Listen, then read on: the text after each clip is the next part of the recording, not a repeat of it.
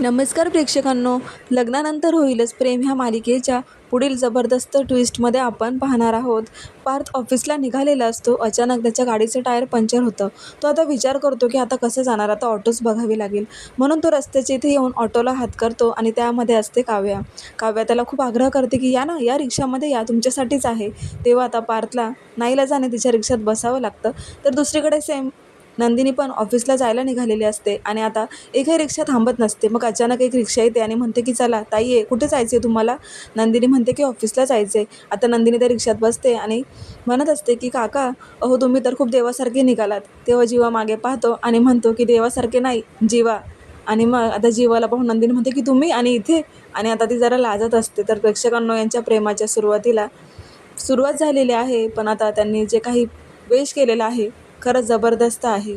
दोघंही रिक्षामधून आता प्रवास करताना दिसत आहे. दोन्ही जोड्या आता प्रेमाच्याच वळणावर येताना दिसत आहेत. पाहायला विसरू नका, लग्नानंतर होईलच प्रेम.